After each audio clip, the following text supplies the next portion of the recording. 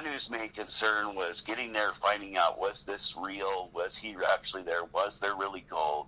And getting those weapons out of his hands so that he didn't come there and have, Alalu cheat and blow him up with one of these weapons. So he sent his own son and Alalu's son, who had married one of his daughters, to Earth. And when they got to Earth, the son of Anu went and hid all of the weapons of mass destruction.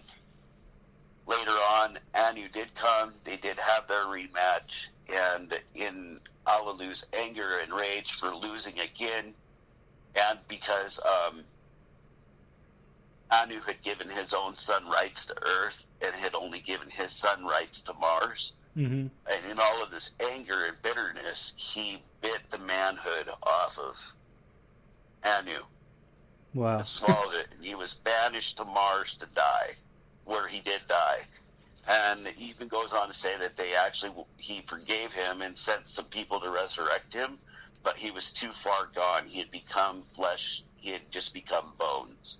So there was no more flesh there. Without the flesh there, they couldn't resurrect him and bring him back to life and reanimate his body and bring him back. So they built him a memorial on Mars.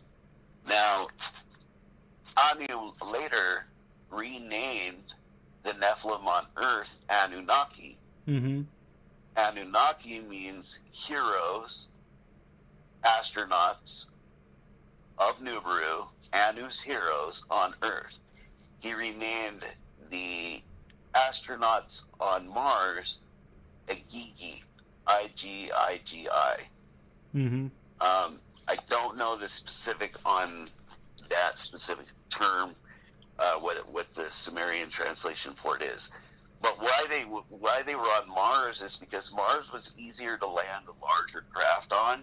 So they would take the gold that they got on Earth, take it to Mars, then they would take it from there with water that they sucked up from Mars, and they used the water to transport through the asteroid belt by spraying water ahead of them instead of launching weapons in space, which I guess, even according to them, is like a galactic no-no to be launching nuclear weapons in space. Yeah. So they used the water to transport to Nibiru and to replace their water that was missing there. Now, the Anunnaki that came to Earth ran into problems. They were used to their planet, and I believe that they were used to a hollow planet, which is shielded from heavy radiation.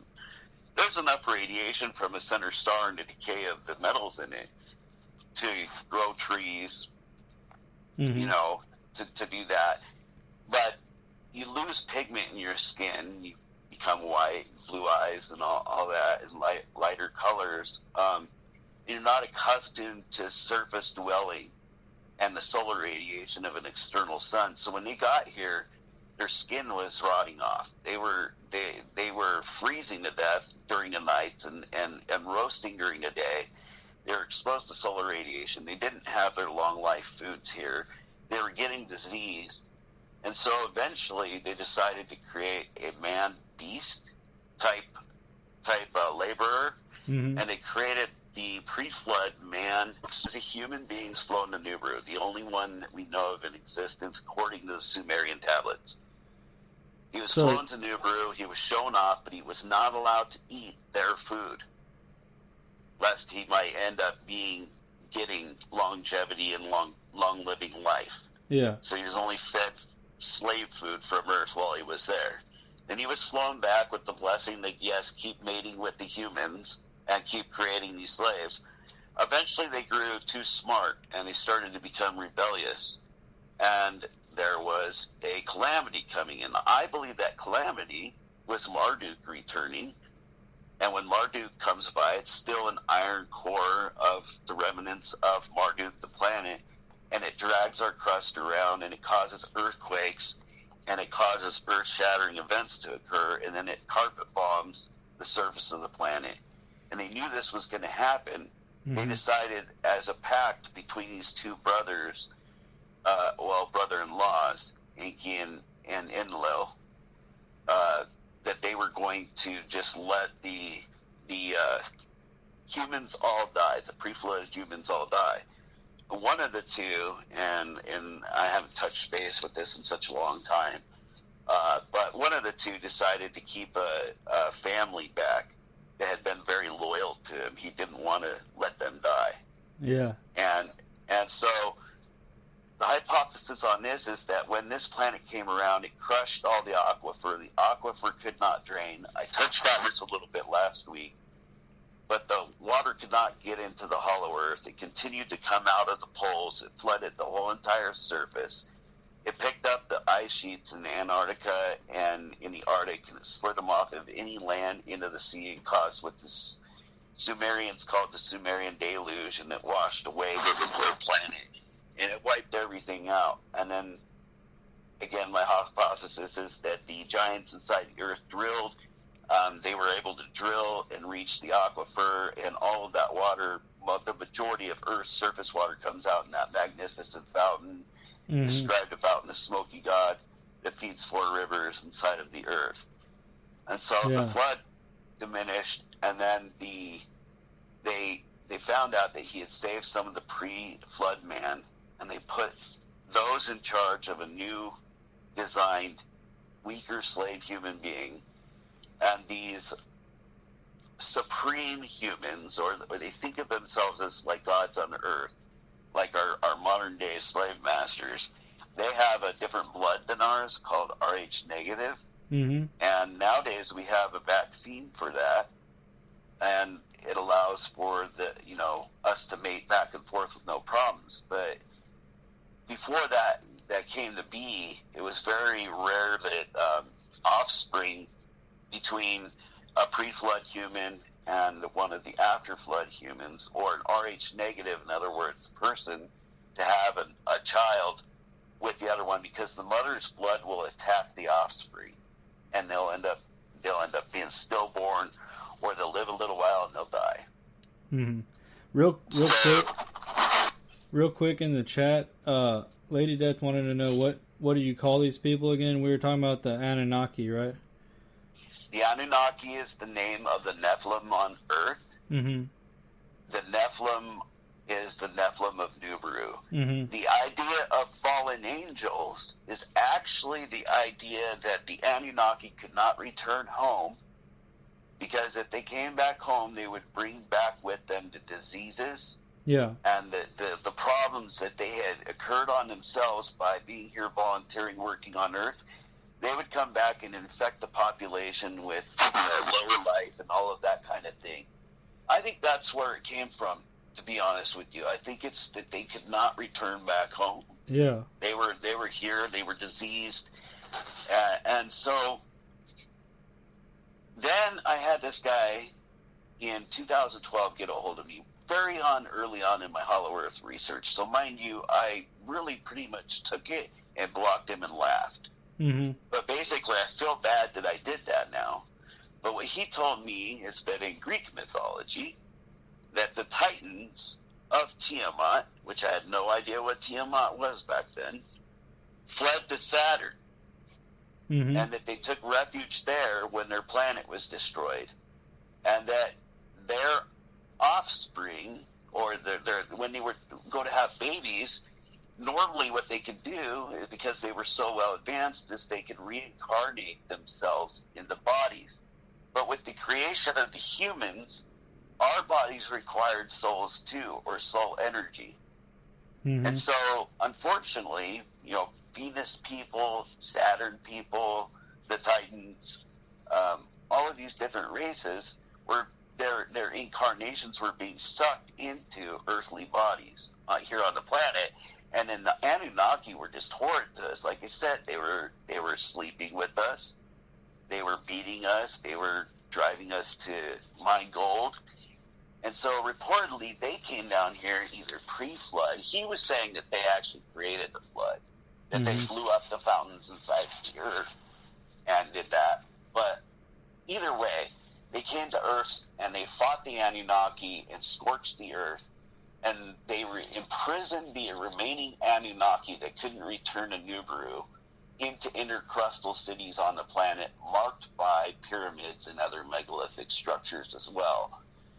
And that the Anunnaki are, and the Nephilim themselves, have 6 fingers, 6 toes, 2 rows of teeth, typically are pale with red hair, or white hair, because they lived inside their planet.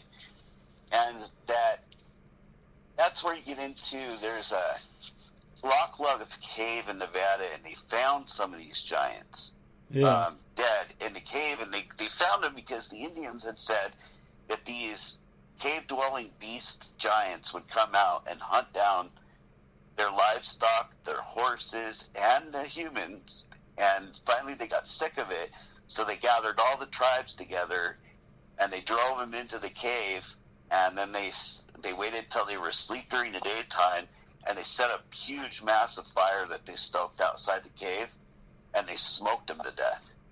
Mm-hmm. And they died inside of that cave. So then you go into, there's a report of a similar giant that was killed in Kandahar. And it's the same story, pretty much, as there was a cave. The citizens told the military about this cave where there's this giant. He would kill men if you came near it. He would steal cattle, mutilate them, and everything. And these military men were put through training when they were told, when they were in these caves, to aim up high instead of aiming at chest level. They were trained to aim their weapons up, which really confused a lot of them during their military training for cave fighting. They were told to aim your weapons high. But anyways, reportedly this unit went in, and out comes this giant Anunnaki, lances a spear through this guy named, I believe, Dave, kills him instantly. He's still carrying him on the spear while they're shooting him, and finally shoot him on the face and bring him down. And he has the 6 fingers, 6 toes. He's a giant, about 12 foot tall, 2,800 pounds, about the size of a small car in weight. They shot his face up pretty good, but it looked like he had 2 rows of teeth, and he smelled like toe jam, just nastiness. And so the thinking is that they are locked into these intercrustal caves, but every once in a while, one of them turns down the right cave path and ends up at the surface. But they can't come out during the day because their skin is so pale. But they become like wild beasts anymore and are cannibalistic, and they hunt like cavemen. Yeah. So they're often confused as Bigfoot. So the last piece of all of this history puzzle goes into the Hopi Indians. And the Hopi Indians kind of back up the story of the Sumerians. In their history, they have this thing called the Hopi Blue Star Prophecy. And what it is that 3 times in their past, with a reported 4th coming, there's a blue star that will pass by. And when the blue star passes by, the Sky Brothers will come to collect the gold that they store in these mounds in and around New Mexico and Arizona. Mm-hmm. And then that was a symbol that the red Kachina, they call it the blue star, the blue Kachina. The red Kachina would be coming. And the red Kachina was the destroyer, which is what I think Marduk is, and or Marduk Nubru, if they're one and the same. Okay? And the red Kachina, again, would bring carpet bombing type situation with these asteroids blasting the surface of the planet. So what they did is they would retreat as a civilization, and all of the North American civilizations would, into the ground to join the ant people. And when the disaster and the destruction was over, they would reemerge and restart back up what they were doing. And what they were doing was that they were living in these arid type regions that didn't have the best of farming and everything, but how they survived and how they got their gold was they mined for salt. And they would take this salt through these cave entrances to these advanced technology tube things, kind of like Polar Express tubes, like mail tubes. And they would go to the city of the ant people. They would give them the salt. In turn, they would receive food stocks and gold. The food stocks they would eat, the gold they would stockpile for the Sky Brothers. Mm-hmm. All right? And then in the meantime, the ant people would take that same salt, trade it with the giants of